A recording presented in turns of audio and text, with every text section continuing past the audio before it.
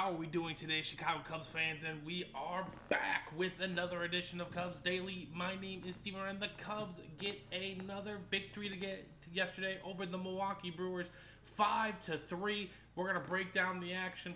We're gonna talk about our eventual Platinum Glove Award winner Pete Crow Armstrong, maybe future Gold Glover Matt Shaw at third, and then we'll preview Game 2 later on tonight. But before we get into all that, just want to give you guys a big shout out once again. All the likes, the comments, and subscribing. We appreciate every single one of you here at Cubs Daily, so keep it coming. So let's hop into the game yesterday. Cubs win 5-3 over the Milwaukee Brewers. The Brewers jumped out to a quick 2-0 lead, but we have to remember, Ben Brown did a solid job yesterday. He went 5 innings.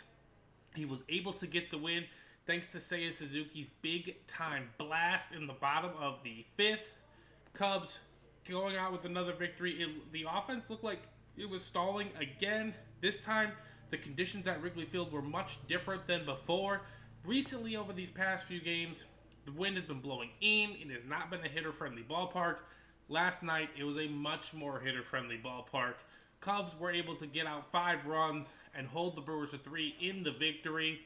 But again, beautiful game by the Cubs. It's nice to see them. Again, when you watch them play, it still doesn't look like they have their best stuff necessarily. Like, obviously, they're not dropping 11 runs a game again. That's not sustainable, but Kyle Tucker looked good, right? He had 3 hits. Obviously, we know what PCA did later on in that game, etc., etc. It was a great team effort all around. When the Brewers hit that 2-run homer, immediately in the next inning, Nico Hoerner laced a single, and then Matt Shaw roped a double to the gap. Was able to get Nico to score, and the Cubs were able to start generating some offense on that front. Now, the Brewers did make it a game in the top of the 7th, making it 4-3, but that's when PCA came to save the day in the bottom half of the 8th with a no-doubt 452-foot blast to right field off the scoreboard. An absolutely magnificent shot by the young superstar. But let's talk about the half inning before, right? Top 8, I believe it's 1 out, and it is a ball that is hit to the left center field gap. And honestly, it's more towards left field personally. That thing was roped to left field. And you could see Ian Happ, like he's running around, like he's the one that should probably be going to get that ball. But he clears the area, so Pete Crow Armstrong has a lot of runway to make the play happen. And an absolutely beautiful diving catch. Just one thing to note with Pete Crow Armstrong, ladies and gentlemen, is that baseball's not an easy sport. I know a lot of people make it look easy, but Pete Crow Armstrong makes playing center field defensively look way too easy. It should not be this smooth, that effortless.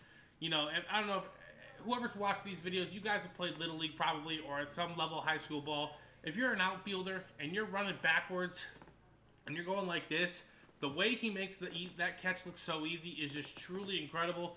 Some players are good at baseball, right? They're Major League Baseball players. That's a really good baseball players. But then there's a level above that, and that's where PCA is at, defensively speaking. He makes it all look too easy. That ball last night had a 5% catch probability rate. 5%. So he makes plays that a lot of fielders generally just won't even get close to. Generally speaking, that ball is a 2-bagger in the gap with one out. And, the Brewers could have tied the game easily in the next play. But instead, all it did was turn it to an out. And then Thielbar strikes out the next guy. And then, what do you know? First pitch, bang, 452-foot blast to right field off the wall, 5-3, eventually taking all the wind out of the balloons and sails for the Milwaukee Brewers. Absolutely incredible inning sequence by Pete Crow Armstrong last night to get the Cubs the victory. Now, I want to talk about, we all know Pete Crow Armstrong's defense, right? We all know it's incredible. I mean, honestly, last year he was an above 2 WAR player because his defense was absolutely insane. Now the offense is coming around, and now his WAR is even higher than that. But let's talk about another guy who's been an even better surprise for this Cubs, and that is Matt Shaw's resurgence back up in the big leagues. Obviously, he was going to a new position. Matt Shaw was drafted as a shortstop. He converted to second base a little bit. Actually, he was probably drafted as a second baseman. Then the Cubs were like, hey, we have a fit need for you at third. He took the position challenge on willingly, and he has done a spectacular job playing third base. Matt Shaw, man, that catch yesterday in foul territory really calmed the nerves for Ben Brown, right? There was 2 on, no one out, pop up, shallow foul ball. He came in, made the catch, kept the runners at bay. Ben Brown was able to get out of that inning, and that led to a tremendous, stop for the Cubs. And that's what a real big difference with this Cubs team is that, yes, sometimes they get into trouble. You're going to get into trouble. It's Major League Baseball. But they get out of it with either minimal or no damage at all. And Matt Shaw created all that yesterday. And honestly, this is more of an honoring of the past week.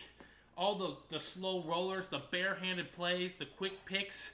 Matt Shaw has the total package. And then obviously, he's bringing the bat with him as well since his recall from AAA. So Matt Shaw is absolutely looking incredible. Again, I mentioned it in yesterday's video. The man is third in All-Star voting. Third! And he hasn't even played the whole year. So that's just how good this Cubs team has been. There's a lot of players on the Cubs team that are not going to make the All-Star game because not everyone can make it. But they're in the top 5, top 3, top 4, etc., etc. That's just how good Matt Shaw has been. And he bats 8th or 9th for this lineup. So that just goes to show you how deep this Cubs lineup truly is. And now the depth of that lineup is going to be tested tonight in game number 2 of the series. We got Jameson Taillon going for his 7th straight quality start tonight. Hopefully he can get the job done, and he's going against the Brewers' top pitching prospect, Mizorowski, who, if you guys heard about him, he unfortunately turned his ankle last week, but he was going with a no-hitter into the 6th inning. A no-hitter into the 6th inning. The kid throws gas. He's got great stuff. The Cubs offense is going to be challenged tonight, which is exciting to see. I love watching the Cubs face really good pitching because that is an insight into what the postseason is going to be like. Not saying the Cubs are going to play the Brewers in the postseason necessarily, but you need to test the offense, right? Last week was kind of a gauntlet. The Cubs, they faced Tariq Skubal. If the Tigers make the World Series and we do, we'll see him 3 times bare minimum. They then face Zach Wheeler. We'll probably see him in the postseason as well. And then Paul Skeens, who we won't see in the postseason, but we know he's a postseason type pitcher. So, again, facing probably the Brewers, maybe not their best pitcher because he doesn't have enough experience, but he could be their best pitcher in 2 or 3 years, and he could be a thorn in the Cubs' side for years to come on that front. So, excited to watch the Cubs play tonight. Again, 7:05. I imagine it's going to be a very similar lineup to the one that you saw tonight. We got Happ, we got Tucker, Seiya, PCA. Hopefully Michael Busch gets out there, makes a play. Maybe Reese McGuire will be out there batting 9th for this team. Again, Reese McGuire has been very steady for this team as Miguel Amaya battles an oblique strain. And yeah, every day we get closer to getting healthier and healthier. Porter Hodge will be back soon. Shota will be back hopefully by the end of the month. And this Cubs team can be primed to take complete control of the Central Division. Hopefully we can get the series win tonight. That would put the Brewers at 7.5 back. And if we could sweep them on Thursday, maybe, just maybe, we could put them in our rear view mirrors for good. There's still plenty of time in the year. 8.5 is really nothing. The Cubs came back from an 8.5 game deficit in 2007 against the Brewers. So anything is truly possible in baseball. There's a lot of baseball left to be played, but a lot of good signs here starting off heading the ending of June and heading into July and the All-Star break. So that's going to do it for Cubs Daily today. Again, appreciate everyone who's liked, commented, and subscribed. Keep it coming, and I'll see you guys in the next one.